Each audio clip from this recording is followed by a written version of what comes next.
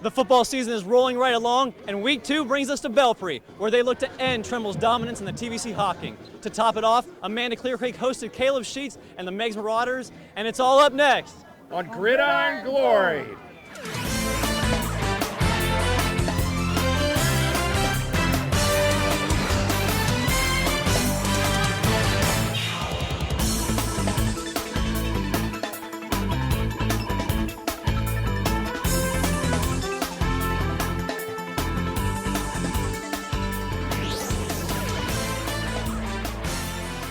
Kick off week 2, and we've got a lot of ground to cover. I'm your host, Justin Holbrook. The jitters from week 1 are gone, and teams are settling into the 2015 season. Last week marked a step in the right direction for some teams, but for the ones that dropped their opener, this week was pivotal for avoiding an 0-2 start. After a big week in week 1, the rain kept the Jackson Ironmen off the field tonight, and their game against the Chillicothe Cavaliers has been postponed to tomorrow.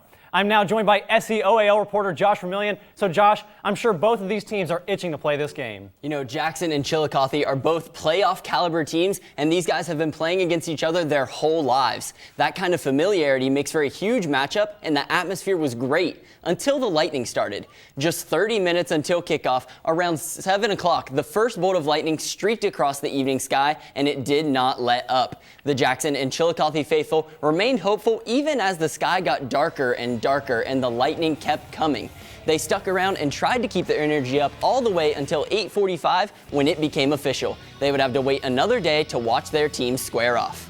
So Josh, we know that Jackson is going to bring a lot to the table, but tell me a little bit about Chillicothe. Well, Chillicothe, they've got playmakers all over the field, and the biggest of those weapons has to be senior running back Nate Rosenbauer. Rosenbauer accounted for over 1,300 total yards last year to go along with 16 touchdowns. But while he's been a staple in the backfield for a while now, he'll be joined by first-year starting quarterback Jack Bush. Bush is still relatively unproven, only attempting 5 passes in all of 2014, but played well against a tough Johnstown team in week 1. So when it comes down to it, Chillicothe actually reminds me a lot of Jackson. The Cavaliers may pass the ball more, but both teams have dual-threat quarterbacks and plenty of weapons that can make big plays anytime they touch the ball. So it sounds like it should be a great game. What's going to take for each of these teams to win? Well, for Jackson, they have to control the line of scrimmage.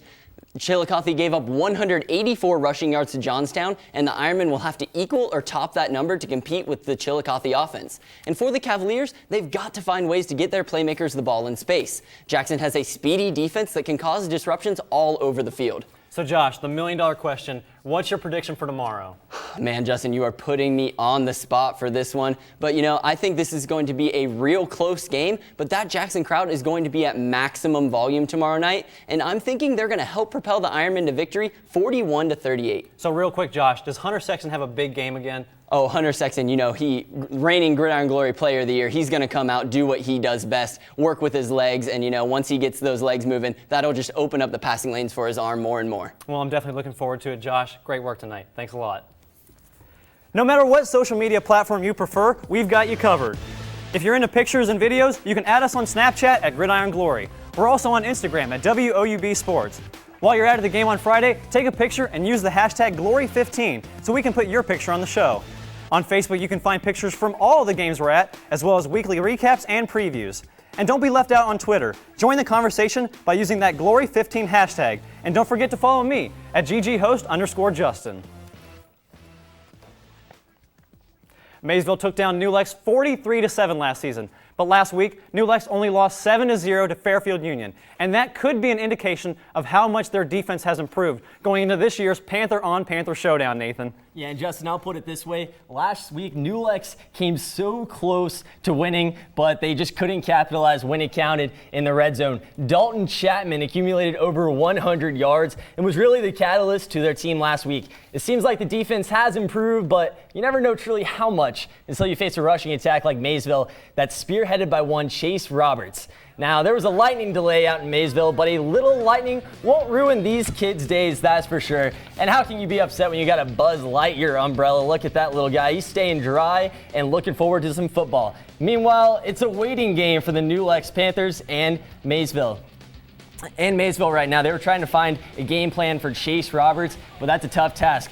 And finally, we have some football. After waiting over an hour and a half, Here we go. Let's start the highlights. Chase Roberts on a punt return, this time for 25 yards, all the way down to the 40-yard line, getting Maysville going early on in this game.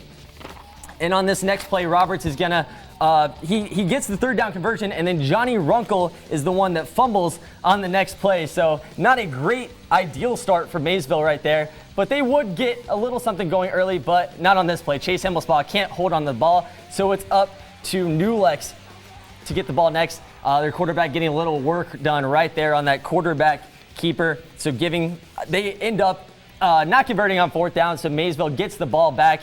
And there, Chase Roberts getting another nice run, getting things going for the Maysville Panthers. And here, Ashcraft would roll out to Roberts once again, that time for 10 yards. And Maysville would go on to win 21-0. It took a while, a late game. It actually just ended a few minutes ago, but 21-0, your final score for tonight. Well, it was definitely a big game. 21-0 Maysville. They're now 2-0. It must be tough going through the motions, lacing up the pads, getting all fired up, and then being forced to sit for a while. So how much do you think the Lightning affected both teams? Oh, I think it affected them greatly. I mean, I can't imagine sitting around for a long time waiting for a game to start. But the Maysville and New Lex faithful, they stuck around for the game as well. The fans came out and still supported. I was actually outside the locker room waiting for a word on when the game would start after waiting for over an hour. I could hear a New Lex coach yell, "Hey guys, it's game time," and you could hear the roar of excitement from that locker room, and you knew it was time for some MVL football. And early in the game, there were a lot of penalties going on, as you would guess whenever you have to wait for a while. Some illegal formations, but that's expected whenever you're out of your groove. And we mentioned that New Lex's defense has shown improvements,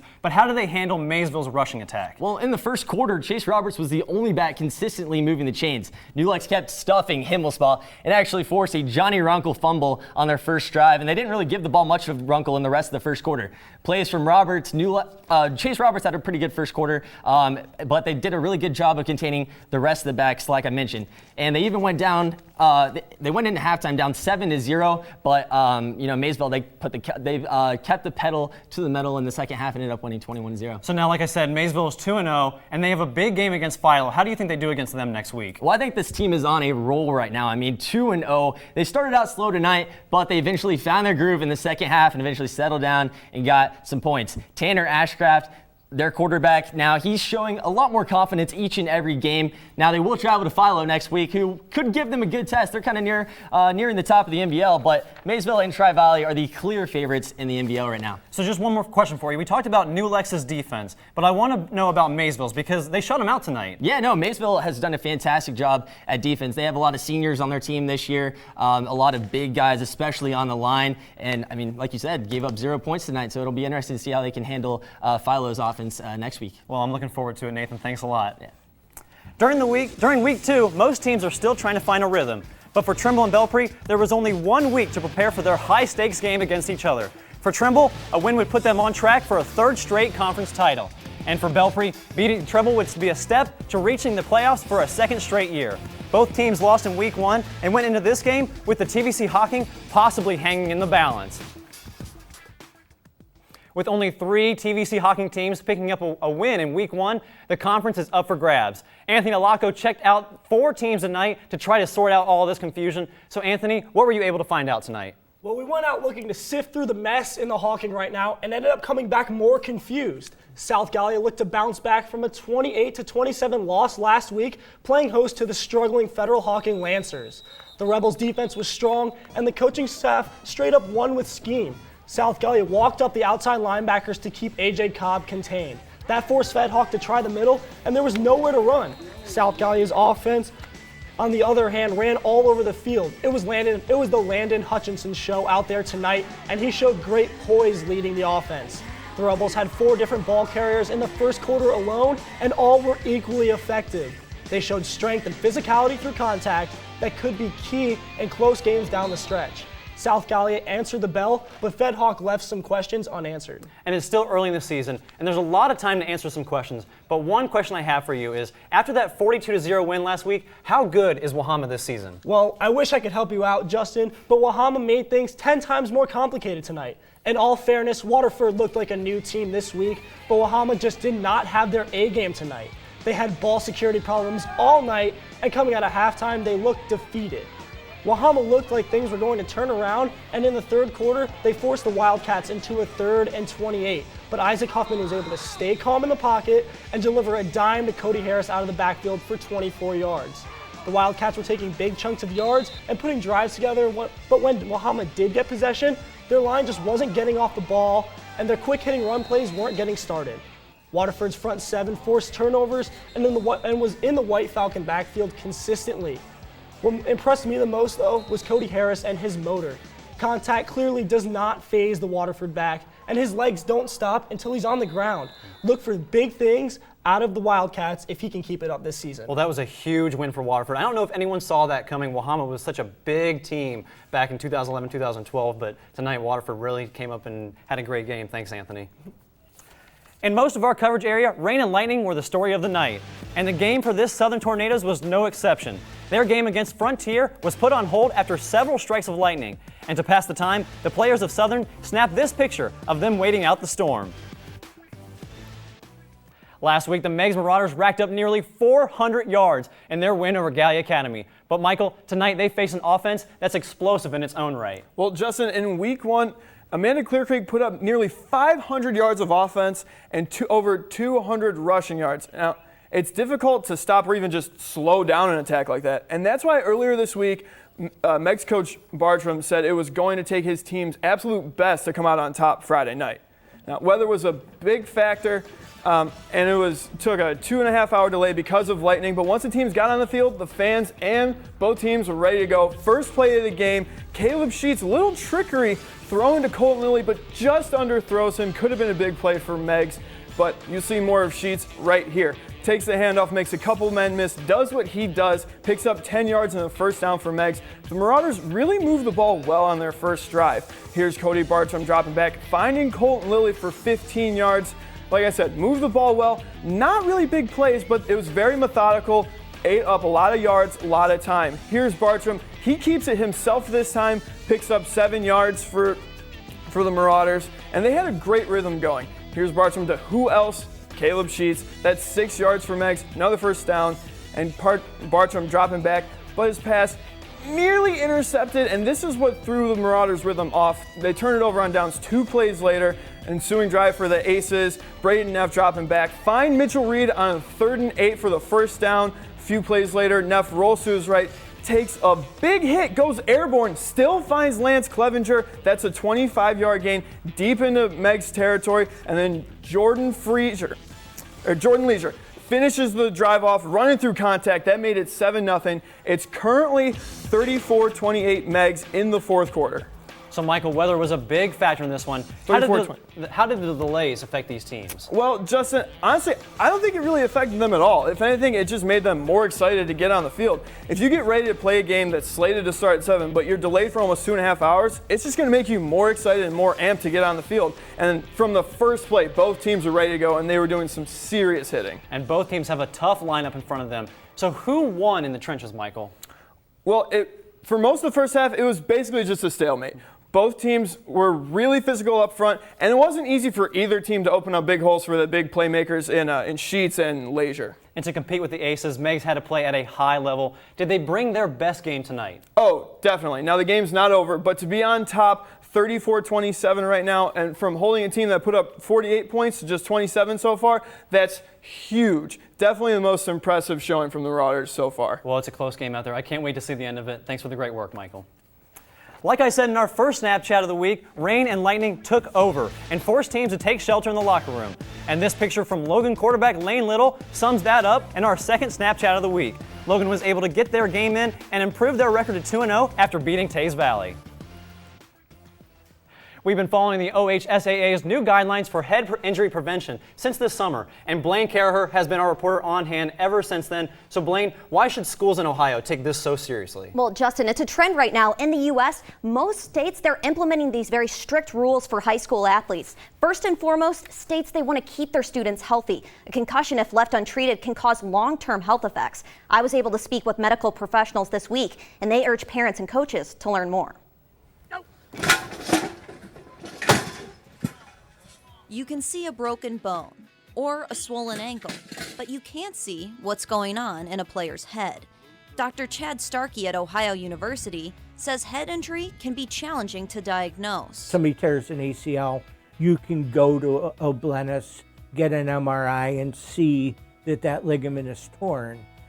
With a concussion, there's not that magic bullet test, that gold standard test that definitively rules in or rules out the presence of a concussion. Because there is no clear way to detect a concussion, the OHSAA says coaches, officials, medical personnel, and parents all have the responsibility to remove players from competition. If they had a fractured leg, would they be playing? If they had a dislocated shoulder, would the pressure be on them to play? Like I said, concussions are between the ears, but in this case, don't have the outward signs and symptoms that are of the magnitude that we see with other injuries. So what should you look for on the sidelines or in class? The Centers for Disease Control and Prevention says a player might answer questions slowly, forget plays, or seem confused about a class assignment. Until there is a way to accurately diagnose a concussion, the OHSAA's new guidelines serve as a building block to shine light on head injury.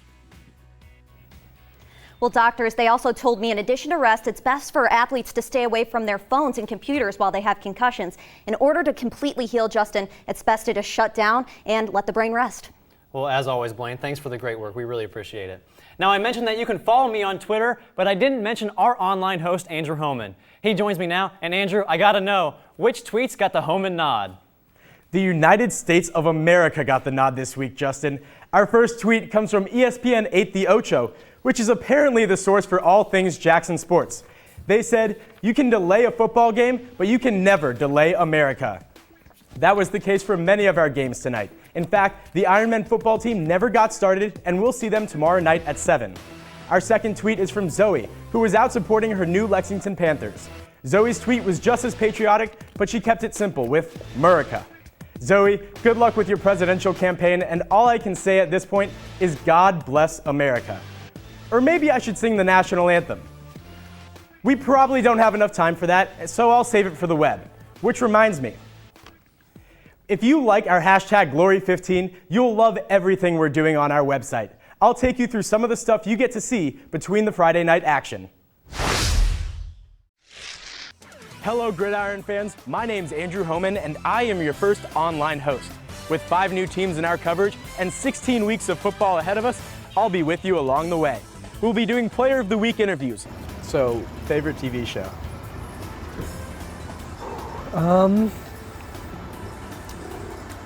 What's new, Scooby-Doo? But I'm still a kid, so I watch it every morning before school once I get ready. So it comes on, so. That's cool. Weekly game previews. Well, it's got to be the battle of experience versus the battle of inexperience. We got experience with Logan. I mean, Coach Burke, he's just looking to the senior heavy group right now. We got quarterback Lane Little and then his running back Bryce McBride. They're going to be making some huge plays. And so much more. So make sure you log on to woub.org/gridiron for more than your weekly dose of football. Until then, remember, there's nothing better than Friday nights and Gridiron Glory. And that's only the beginning. With power rankings, player stats, and even more on the way, you don't want to miss out. So make sure you click that link, and I'll see you there. Thanks a lot, Andrew. The last time Belpre beat Trimble was in 1994, the same year Forrest Gump hit the big screen. And just like Forrest Gump, Belpre fans have been waiting patiently on their own metaphorical bus stop for the Golden Eagles to take down the Tomcats. And tonight, those fans went all out, and that's all I got to say about that. Trimble and Belpre, a rivalry that spanned for decades, and tonight the Mohawk Mafia was in full force. Go Trimble! They're going to win tonight. They're going to win tonight? Oh, absolutely. Is it going to be Trimble! Y'all get rusted. Oh, no.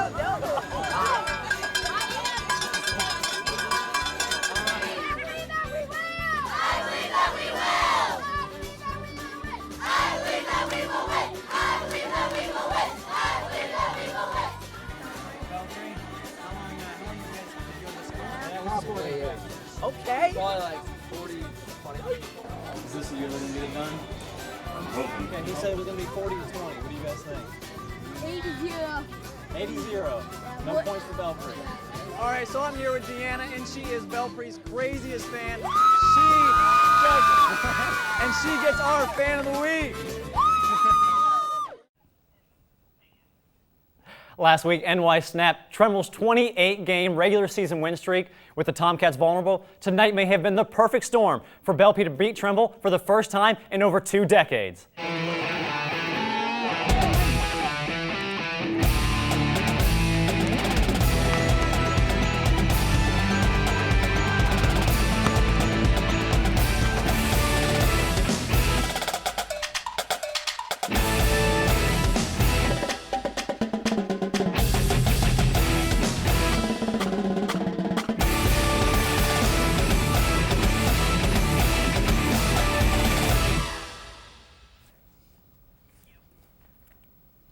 You know, we're looking at a game tonight that could possibly decide the conference, Justin.